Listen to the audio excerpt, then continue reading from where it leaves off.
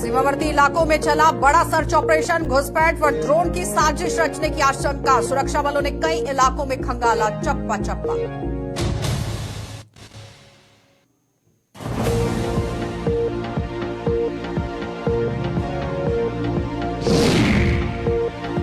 और सफलताओं के नए आयाम बना रहा जीएमसी अस्पताल। घुटने के कैंसर से जूझ रहे युवक को दिया नया जीवन। मरीज का घुटना बदलकर बनाया चलने फिरने के लायक।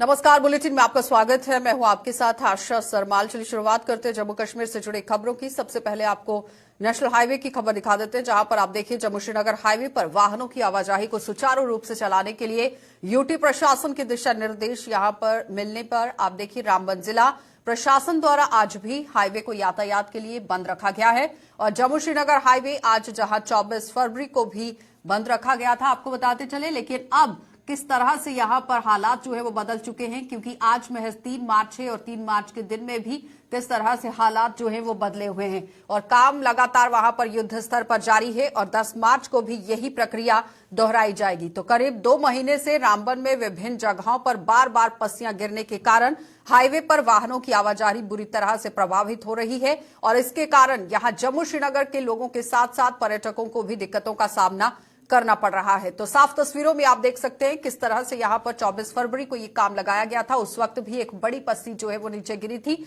और कई तरह की लोगों की परेशानियां देखने को मिली, लेकिन उसके बाद एक एक करके आप देखिए काम में किस तरह से बढ़ोतरी लाई गई और तेजी से इस काम को करने की कोशिश, लेकिन मौसम लगातार बाधा बनता रहा और आज भी जिला प्रशासन की तरफ से आवाजाही को बंद रखा गया है और युद्ध स्तर पर काम जल्दी कराने की कोशिश जो है वो हो रही है। नदीम हमारे संवाददाता हमारे साथ जुड़ चुके हैं। नदीम, आज 10 मार्च की बात हो रही है कि 10 मार्च तक यहां पर आवाजाही को बंद रखा जा सकता है। क्या लगता है उससे पहले रास्ता खुला जाएगा या नहीं, और किस तरह से काम वहां पर इस वक्त भी चल रहा है?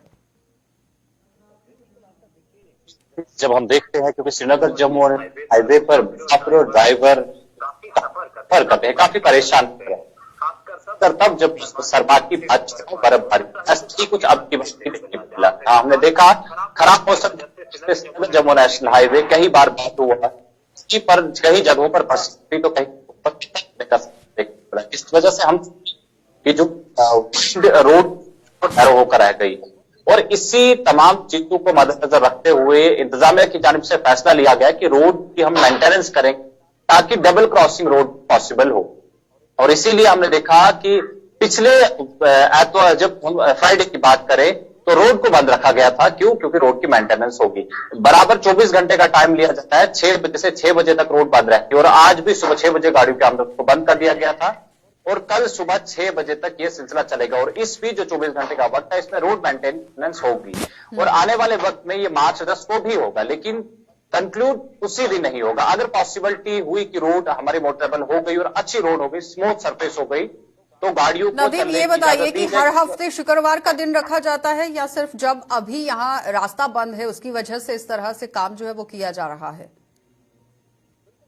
मैं आपको एक चीज बता दूं, हर हफ्ते फिलहाल तो 3 फ्राइडेज जो बताया गया है कि 3 फ्राइडेज के लिए रोड बंद रहेगी 24 घंटे के लिए, लेकिन उसके बाद भी अगर रोड मेंटेनेंस जिस तरह से काम कर रहा है अगर उस तरह से मुकम्मल नहीं हो पाए तो इस चीज को एक्सटेंड भी किया जा सकता है, क्योंकि रोड सरफेस बेहतर बनाना, रोड की वाइडनिंग काफी लाजमी है। क्योंकि हम देख रहे हैं कि ट्रैफिक जैमिंग के सिलसिले हमें हाईवे पर देखने को मिलता है, तो उस सिलसिले को रोकने के लिए मुसाफिर और ड्राइवरों की परेशानियों को मद्देनजर रखते हुए यह फैसला लिया गया है कि रोड की वाइडनिंग की जाएगी, रोड मेंटेनेंस की जाएगी, ताकि ट्रैफिक जैम हमें हाईवे पर देखने को ना मिले। क्योंकि जब ट्रैफिक जैम होता है तो हम देखते हैं कि मुलाजिम हो, चाहे स्टूडेंट्स हो, चाहे हमारे पास तो परेशानी से मुब्तला होते हैं और इन्हीं तमाम चीजों को मद्देनजर रखते हुए फैसला लिया गया है कि रोड की मेंटेनेंस करेंगे, वाइडनिंग करेंगे, ताकि ट्रैफिक जैम देखने को ना मिले और कोई भी तबका हाईवे से परेशान ना हो। जी आशा। चलिए नदीम, बहुत बहुत धन्यवाद जुड़ने के लिए। तो फिलहाल आपने देखा कि 3 शुक्रवार का जो समय है वो रखा गया था कि मेंटेनेंस का काम यहां पर किया जाएगा। युद्ध स्तर पर काम जो है वो करने की कवायद शुरू कर दी गई है,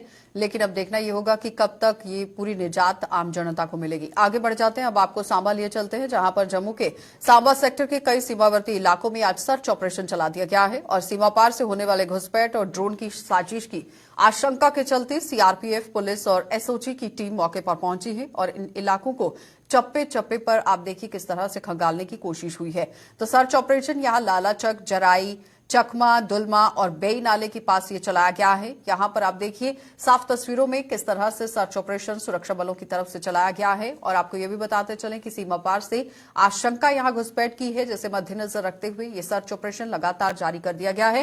हीरानगर सेक्टर की अगर बात करें तो कठुआ जिले के अंदर वो पड़ता है, वहां पर भी कई बार ऐसी घुसपैठ की घटनाएं देखने को मिली थी, जहां पर मुस्तैदी को बढ़ाया गया। और इस बीच में यहां सांबा सेक्टर में भी आप देखिए छिटपुट घटनाएं जो है वो देखने को मिली है, कई बार सुरंग भी वहां पर देखने को मिली है। और इस बीच में अब आशंका अगर घुसपैठ की है तो जाहिर तौर पर सुरक्षा बलों की तरफ से मोर्चा संभाल लिया गया है। पूरी तरह से सर्च ऑपरेशन यहां पर चलाया जा रहा है। अलग अलग जगहों के अंदर ये सर्च ऑपरेशन चलाया गया है, जिसमें जम्मू कश्मीर पुलिस है, एसओजी की टीम मौके पर पहुंची हुई है। पूरे इलाके को खंगालने की कोशिश हो रही है। सीआरपीएफ के जवान वहां पर मौजूद हैं और सर्च ऑपरेशन जो है वो लालाचक है, जराई, चकमा है, दुलमा है, बेई नाला है, जहां पर चलाया जा रहा है। तो मुकम्मल तरीके से नजर रखी जा रही है कि अगर कोई घुसपैठ करने की कोशिश होती है तो कैसे उसे नेस्तनाबूद करना है, इस पर काम चल रहा है। ऋषि खजूरिया ने हमारे साथ ज्वाइन किया है। ऋषि, किस तरह से सर्च ऑपरेशन वहां पर चल रहा है? ऋषि, आवाज आ रही है?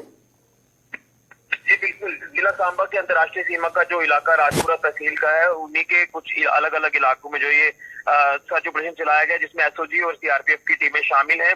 और आप इसे एक रूटीन सर्च ऑपरेशन भी कह सकते हैं, लेकिन जिस तरह से कुछ दिन पहले एक पाकिस्तानी मार्क एयर बैलून जो वो इसी जुरिक्शन में जो वो रिकवर हुआ था गगवाल के एक रेलवे स्टेशन के पास, और उसके बाद से कहीं ना कहीं यहाँ पर ये भी हो सकता है कि कोई ऐसी शरारत ना की गई हो, किसी षड्यंत्र को जो वो सर अंजाम पहुंचाने की कोशिश पाकिस्तान कर रहा हो, उसी को लेकर यहाँ पर जो वो सर्च ऑपरेशन आज एसओजी और सीआरपीएफ की तरफ से चलाया गया है। हालांकि अभी क्या कुछ और जानकारी आएगी, इसको लेकर इंतजार करना होगा, लेकिन एक स्पेसिफिक इनपुट भी जिस तरह से पिछले दिनों में लगातार मिल रहे थे अंतर्राष्ट्रीय सीमा पर, उसी को लेकर यहाँ पर जो रेगुलर इंटरवल पर जो सर्च ऑपरेशन है वो अलग अलग इलाकों में चलाए जाते हैं जो अंतर्राष्ट्रीय सीमा के साथ सटे इलाके हैं। तो यहाँ एसओजी की टीमें जो वो ग्राउंड पर है, सीआरपीएफ की टीमें ग्राउंड पर है, तमाम इलाके जो वो चप्पे चप्पे पर खंगाले जा रहे हैं। और ये भी देखा जा रहा है कि कहीं कोई ड्रोन की जो पॉसिबिलिटी तो नहीं है, तो ड्रोन ड्रॉपिंग जो वो काफी मैक्सिमम चांसेस के हो सकते हैं। इन तमाम चीजों को ध्यान में रखते हुए सर्च ऑपरेशन लगातार चलाया जा रहा है। ड्रोन ड्रॉपिंग का मामला भी कई बार सामने आया है, लेकिन सांबा सेक्टर की अगर बात की जाए तो कई बार सुरंग भी वहां पर देखने को मिली है और इस बीच में नाले का जो रास्ता है उसका भी इस्तेमाल किया जाता है। बिल्कुल सही कहा आपने। यहाँ पर कुछ ऐसे नाले हैं जो एक पुराने इन्फिल्ट्रेशन रूट माने जाते हैं, उन तमाम नालों पे भी यहाँ पर सर्च ऑपरेशन चलाया जाता है, जिसमें बेई नाला एक पुराना इन्फिल्ट्रेशन रूट है, बब्बर नाला है। तमाम इन इलाकों के आसपास जो ये सर्च ऑपरेशन किया जा रहा है और आप देख रहे हैं कि क्या कुछ चीजें सामने आती है, लेकिन अभी फिलहाल बताया जा रहा है कि सर्च ऑपरेशन जो वो रोक दिया गया है। अभी फिलहाल ऐसा कुछ हासिल नहीं हुआ है और उम्मीद यही जताई जा सकती है कि आगे भी ये सर्च ऑपरेशन जो वो लगातार कंडक्ट किए जाएंगे, क्योंकि जिला सांबा जो है वो एक अंतर्राष्ट्रीय सीमा का इलाका है, सेंसिटिव इलाका है और यहाँ से पॉसिबिलिटीज जो वो इन्फिल्ट्रेशन की भी बढ़ जाती है और ड्रोन ड्रॉपिंग भी बढ़ जाती है। इसी को लेकर ये जो तमाम जो प्रोसेसेस हैं ये यहाँ पर सुरक्षा एजेंसियों द्वारा जो वो लगातार बहुत बहुत धन्यवाद ऋषि जुड़ने के लिए। तो फिलहाल आपने देखा कि ऋषि खजूरिया जानकारी दे रहे थे कि फिलहाल अभी सर्च ऑपरेशन को रोका गया है, लेकिन अलग अलग जगहों पर सर्च ऑपरेशन शुरू कर दिया गया है, जहां से भी इन्फिल्ट्रेट हो सकता है वहां पर मुकम्मल तरीके से इलाके को खंगाला जा रहा है और चप्पे चप्पे की तलाशी ली जा रही है। आगे बढ़ जाएंगे, अब आपको जीएमसी लिए चलते हैं, जहां पर अब आप देखिए गंभीर बीमारियों से जूझने वाले मरीज अगर इलाज के लिए बाहरी राज्यों के बड़े बड़े और महंगे अस्पतालों में जाने का मन बना रहे हैं तो वो बहुत ही बड़ी यहाँ गलतफहमी में है। और जम्मू का जीएमसी अस्पताल भी दिन दोगुनी और रात चौगुनी तरक्की कर रहा है और यहाँ भी अब कुछ ऐसी बीमारियों का सफल इलाज किया जा रहा है जो अक्सर बाहरी राज्यों के अस्पताल में यहाँ मुमकिन था। लेकिन जीएमसी अस्पताल के ऑर्थोपेडिक डिपार्टमेंट में तैनात डॉक्टरों ने घुटने के कैंसर से ही जूझ रहे एक 25 साल के युवक को नया जीवन दिया है। और जिला उधमपुर के कुछ यहाँ इलाके का ये रहने वाला साहिल नाम का युवक है जो घुटने के कैंसर से ग्रसित था और जीएमसी अस्पताल के डॉक्टरों ने इसका घुटना बदल दिया है और इस सर्जरी में यहां कैंसर रोग विशेषज्ञ डॉक्टरों ने भी अपना पूरा योगदान दिया है, जिसका नतीजा ये निकला कि वह साहिल धीरे धीरे चलने के काबिल हो गया है और कुछ महीनों में आप देखिए किस तरह से वो अपने पैरों पर चलता हुआ नजर आएगा। फिलहाल तस्वीरों में आप देख रहे हैं किस तरह से जीएमसी के अंदर एक अच्छी खबर और राहत भरी खबर देखने को मिली है, जहां आप देखिए घुटने के इलाज के लिए अगर आपको बाहर का रुख करना पड़ता था तो अब आपको वहां जाने की जरूरत नहीं है। जीएमसी के अंदर आप पहुंच सकते हैं, वहां पर आपका इलाज हो सकता है और मुकम्मल तरीके से डॉक्टरों की टीम वहां पर है।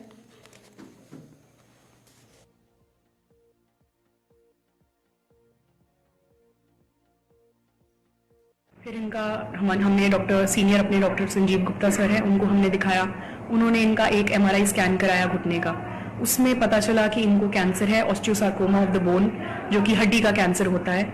उसमें पता चला जैसे ही कैंसर है तो हमने तुरंत इसका प्लान बनाया कि हमने क्या करना है। हमने ऑपरेटिव इंटरवेंशन करना है, ऑपरेशन करना है, जिसके लिए हमने कैंसर के जो हमारे ऑन्कोलॉजी डिपार्टमेंट के डॉक्टर आशुतोष जी हैं, उनका भी हमने इसमें समर्थन उनका था साथ में। उन्होंने कहा कि आप अपनी तरफ से ऑपरेशन करिए, हम साथ में इनको कीमोथेरेपी भी देंगे। तो इस पेशेंट को 2 साइकिल्स कीमोथेरेपी की मिली थी। उसके बाद हमने इनका ऑपरेशन किया है। टोटल नी रिप्लेसमेंट, जो कि एक काफ़ी मेजर सर्जरी होती है इतने छोटे किसी भी इंसान के लिए जो कि सिर्फ 25 साल का लड़का है, उनके लिए टोटल नी रिप्लेसमेंट करना यहाँ पर, तो उसके लिए बहुत बहुत बड़ी बात है। तो बच्चे का उनका पूरा ऑपरेशन हुआ है और अब वो बिल्कुल ठीक है, चल रहा है और बिल्कुल नॉर्मल है।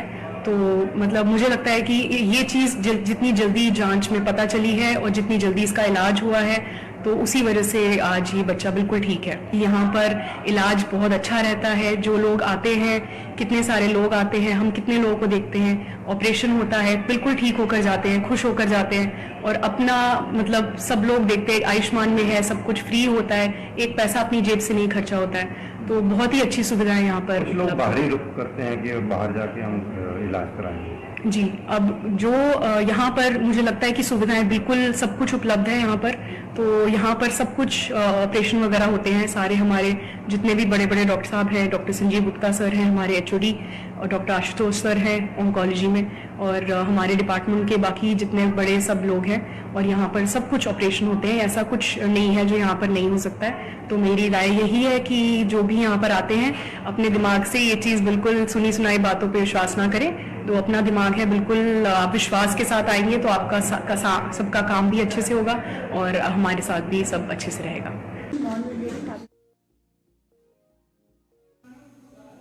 तो टैक्स के बोझ तले यहां दबी हुई जम्मू की जनता को अभी तक साफ सुथरी सड़कें नहीं मिल पाई हैं और जम्मू में अभी तक कई मुख्य सड़कें मरम्मत के लिए तरस रही हैं, जिससे लोगों की दिक्कतें खत्म होने का नाम नहीं ले रही हैं।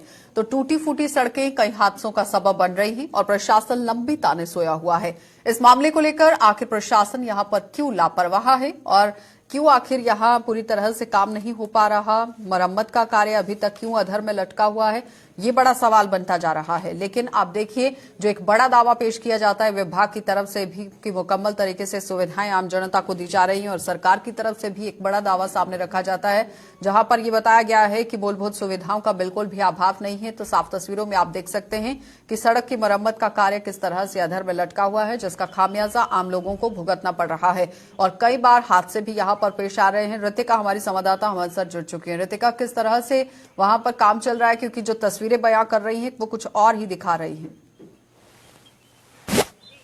जी बिल्कुल, आपको बता देना चाहते हैं कि जम्मू कश्मीर की स्थिति जो है वो इस वक्त काफी चिंताजनक बनी हुई है। तमाम तरीके के टैक्स पे करने के बाद भी अगर जम्मू कश्मीर की मैं बात करूं, यहाँ पे ज्यादातर सड़कें जो है वो कुछ और ही स्थिति बयां करती है। अगर आप पनामा चौक की तरफ जाएं, वहां पे नालियों का पूरा गंदा पानी जो है वो सड़कों पे फैला हुआ है। चांद नगर के साइड पे जो पाथ बने हैं पब्लिक के चलने के लिए, वो इतनी टूटी हुई हालत में है कि कोई गलती से भी उन पाथ पे चलने के बारे में सोच भी नहीं सकता। और ये अब से नहीं, पिछले 1.5-2 सालों से टूटे हुए पाथ हैं। उसके अलावा जीवल चौक की मैं बात करूं, जहाँ पे अक्सर ट्रैफिक पुलिस वाले नाके लगा के खड़े होते हैं कि कोई गाड़ी वायलेशन ना कर दे, परंतु रोड की स्थिति इतने लंबे समय से खराब है कि आने जाने वाली गाड़ियों में इतने झटके लगते हैं। कोई बीमार व्यक्ति हो या कोई प्रेग्नेंट लेडी हो तो उनके लिए वो सबसे बड़ा खतरा है। तो ऐसे में तमाम तरीके के टैक्स देने के बावजूद भी जम्मू कश्मीर की सड़कों की इतनी खस्ता हालात है। अभी सवाल यहाँ पर यह है कि पीडब्ल्यूडी रोड विभाग यहाँ पर इस वक्त आप देखिए साफ तौर पर काम करता हुआ नजर आ रहा है और दावा भी पेश किया जा रहा है कि बहुत जल्दबाजी में काम हो रहा है, क्योंकि 31 मार्च से पहले पेमेंट का भी है और उससे पहले जितने भी पेंडिंग वर्क्स है उन्हें पूरा करने की कोशिश होगी। लेकिन क्या लगता है कि इस रोड की तरफ अभी तक ध्यान क्यों नहीं दिया जा रहा? आपको बता देना चाहते हैं कि जम्मू में बहुत सी जगहों पे रोड के काम चल रहे हैं और कई जगहें ऐसे भी हैं जहां पे ये दावा किया जा रहा है कि काम कंप्लीट हो चुका है, परंतु काम जो है वो इनकम्प्लीट तरीके से पूरा करने की कोशिश की गई है।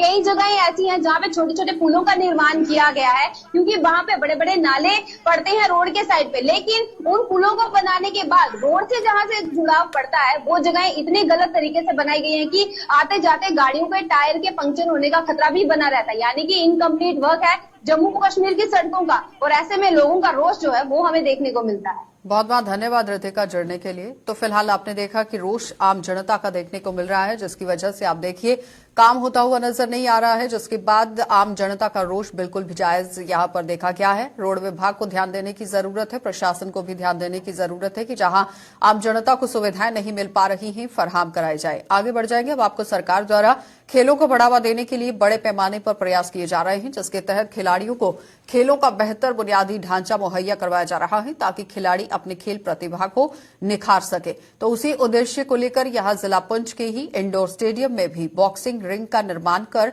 पुंछ के बॉक्सिंग जो खिलाड़ी हैं उनको तोहफा दिया गया है और जैसे बॉक्सिंग के खिलाड़ियों में खुशी की लहर है। तो इन खिलाड़ियों के मुताबिक बॉक्सिंग रिंग ना होने के कारण उनका प्रदर्शन यहां प्रभावित होता था, लेकिन अब वो राष्ट्रीय स्तर पर भी अपनी 100% खेल की प्रतिभा दिखा सकते हैं।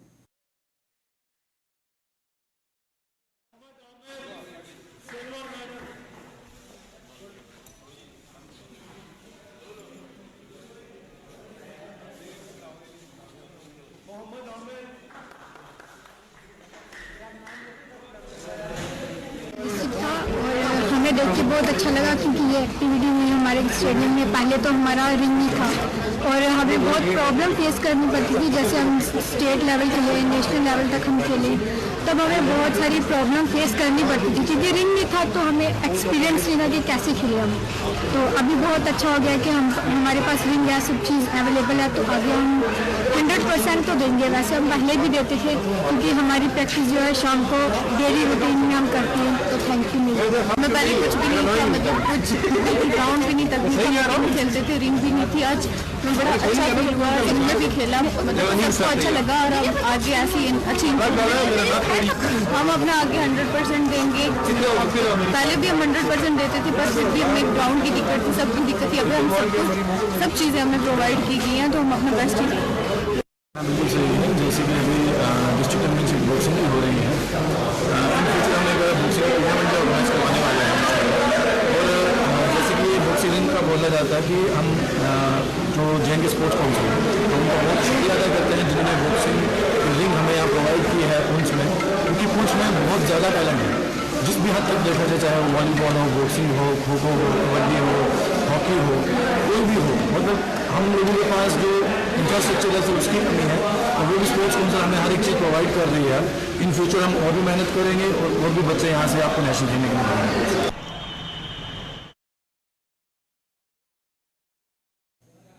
सरकारी जमीनों को खाली करवाने के आदेश के विरोध में यहां अम्बेडकर सेना की जम्मू कश्मीर इकाई ने बिजनौर में प्रदर्शन किया है और प्रदर्शन की अगुवाई कर रहे अम्बेडकर सेना के ही प्रदेश अध्यक्ष तरसेम खुल्लर ने भाजपा पर निशाना साधते हुए कहा कि जम्मू कश्मीर के लोगों से राज्य का दर्जा छीनने के बाद आए दिन भाजपा यहां नए नए आदेश थोप रही है। और तरसेम खुल्लर ने आरोप यह भी लगाया कि जिन जमीनों पर लोग पिछले कई पुश्तों से रह रहे हैं, मौजूदा सरकार उन लोगों से उनकी जमीनें छीनने का काम कर रही है। तो सरकार के इस मनमानी से गरीब लोगों के अंदर भय का माहौल बना हुआ है।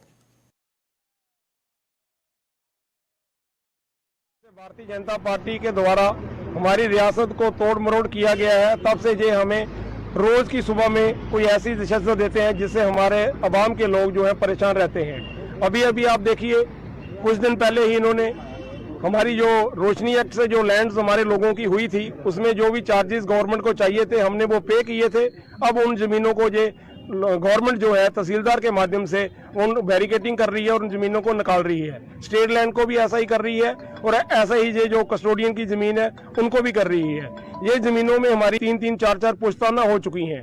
यहाँ कुछ लोग ऐसे हैं जिनको 70-70 साल से उन जमीनों में बैठे हुए हैं। तो आप देखते हैं कि एक आदमी किराएदार भी रहता है 6 महीने, तो वो भी दुकान या मकान खाली नहीं करता है। हमारी तो पोस्टां जहाँ चल चुकी हैं और घरदौरियां हमारे नाम की चल रही हैं। अब ये जो गूंगी बहरी सरकार है, जो यहाँ LG के माध्यम से चलाई जा रही है, ओवरऑल तो जो भाजपा की सरकार है, ये हमारे लोगों को परेशान कर रही है। उनकी जमीनें निकाल के और वो लोग हैंड टू माउथ हो जाएंगे। हमारे पास इसके सिवाय मरने के सिवाय कोई चारा नहीं है। हमारे ऐसे ऐसे गांव हैं, जैसे मघाल गांव में 935 कनाल जमीन जो है, जिसमें हमारे जो लोग हैं लंबे समय से रह रहे हैं, 4-4, 5-5 पीढ़ियां गुजर रही हैं, उनको नोटिस दे रही है, वहां पे बोर्ड लगा रही है, उनको निकालने का प्रयास कर रही है। तो जम्मू की नरवाल फल सब्जी मंडी के व्यापारियों ने हॉर्टिकल्चर डिपार्टमेंट द्वारा खाने पीने के सामान की रेहड़ियों को बंद करने के आदेश का विरोध कर दिया है। व्यापारियों के मुताबिक हॉर्टिकल्चर डिपार्टमेंट ने रेहड़ी लगाकर अपने परिवार का पेट भरने वाले लोगों का रोजगार बंद कर मंडी में 2 कैंटीनें खोल दी हैं और इन कैंटीन के अंदर खाना इतना महंगा है कि जिसकी कीमत यहां आने वाले किसान और मजदूर जो हैं वो नहीं चुका पा रहे हैं, क्योंकि मजदूरों को काफी परेशानियां झेलनी पड़ रही हैं। तो व्यापारियों का आरोप है कि विभाग के इस फैसले से जहां रेहड़ी वालों की रोजी रोटी छीनी है, वहीं गरीब मजदूरों के लिए भी पेट भरना मुहाल हो गया है।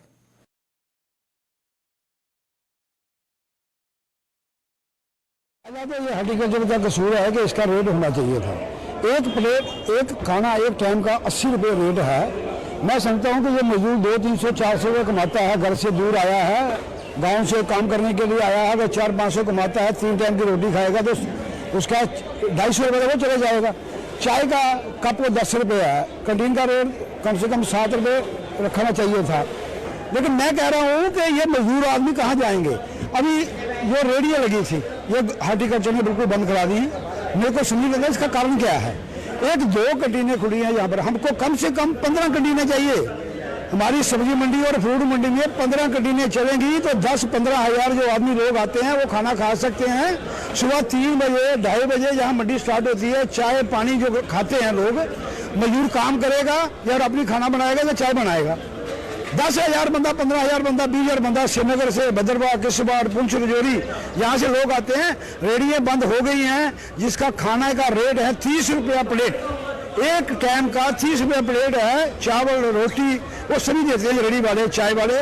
बिल्कुल मैं कह रहा हूँ इतना बुरा हाल है यहाँ पर कि कैंटीन 2 कैंटीनें कैसे काम कर सकती है। हिंदुस्तान में कोई भी मंडी ऐसी नहीं है जहाँ पे रेहड़ी में, जहाँ छोटे मोटे ढाबे जो वेंडर होते हैं, छोटे मोटे वेंडर जो लोगों को प्रोवाइड करते हैं खाना 20-30 रुपये में, 35 रुपये में पेट भर के जो मंडी में आते हैं, किसान आते हैं, व्यापारी आते हैं, ट्रक ड्राइवर आते हैं, हमारे खुद के लेबर वाले हैं, 30-35 रुपये में पेट भर के खाना खा सकते हैं।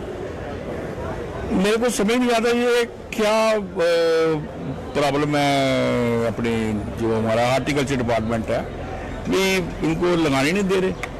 कभी वो उनके वो तंग करते हैं, उनको उठा के ले जाओ, ये करो वो करो। और मंडी में मैं समझता हूँ मेरे हिसाब से नियर अबाउट 100 जो वेंडर होंगे जो प्रोवाइड करते हैं खाना लोगों को।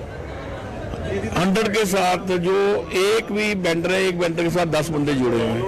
100 into 10, 1,000 बंदा। एक तो पहले वो अपने हो गया, बेरोजगार हो गया, नंबर 1। नंबर 2 जो पेट भर के खाना खाते हैं 30-35 रुपये में, वो कैंटीन में जो 60 या 70 रुपये का या 80 रुपये का, वो कहाँ से खाना वो। तो फसलों की सिंचाई के लिए पानी न मिलने से जम्मू जिले के ही मड़ ब्लॉक के किसान परेशान हैं। मड़ ब्लॉक के गांव शामेचक के किसानों का कहना है कि नहरों की साफ सफाई के कारण फसलों को पानी न मिलने के कारण उनकी फसलें सूख रही हैं और साथ ही ये भी कहा गया कि सिंचाई विभाग ने वादा किया था कि नहरों की साफ सफाई कर 1 मार्च को नहरों में पानी छोड़ दिया जाएगा, लेकिन अभी तक नहरों की साफ सफाई नहीं हो पाई है, जिसका खामियाजा किसानों को भुगतना पड़ रहा है और जल्द ही नहरों में पानी नहीं छोड़ा गया तो यहां आप देखिए उनकी फसलें बर्बाद हो जाएंगी। इस तरह से बात कही गई। नहीं मिल रहा जी, और फसलें चूहा लगा रहा, बुरी हालत है। कोई भी नहीं दिखी सकता, कोई भी महकमे का अफसर जो अगली चल रहा वो नहीं मौका दिख सकता भी क्या हालत है खेतरे की। गन्ने की देखो क्या हालत हुई है। जो स्टाले रहा, स्टाले भी चूहा कुदरी जा रहा बिच बड़े का, चिंगेर कर लेना। और जी साग सब्जी लाई दी उसी पानी है नहीं, वो भी सुक्का कर दिया। थोम, गंढे, गोभी आलू जो भी है सारा फसल ले सुक्का कर देना साढ़े। हाँ अं कुछ पैसे कर लेना खर्चा तो कुछ बनाना के बनू साढ़ा लोगों गरीबें का। हाँ क्या कहा था कि कब नहर आएगी, हैं कदू आख्या है कि नहर आई ये आख्या जी पहली मार्च की नहर पानी छड़ेगी। हाँ जेकर गवर्नमेंट की इन्ना टाइम लगता नहर रखना, मैं खुद बोला, मैं मोहन सिंह बोला था मी 1 महीने का ठेका दो, 1 महीने के लिए कराइया नहीं दे आखना। ये थोड़ा मतलब भाई 3 महीने लोहड़ी बंद कर अप्रैल छोड़ी दी, ये केड़ा महकमा या केड़ी गवर्नमेंट है जी गवर्नमेंट जिमीदार ही मारा दे असें किसान की इनकम फिर दुगनी। हाँ बस दुनी हो जा रही है फसल सुपड़े कन्नै। हाँ किसान तो भुखे लगे न मरन। क्या आखना चाहोगे इरिगेशन डिपार्टमेंट की? ये आखिया जाने को पानी का बंदोबस्त करो, बीज तो रख दो तो भी तो नहीं टाइम का। हाँ बीया वेले भी जाता है जी, बीया नहीं।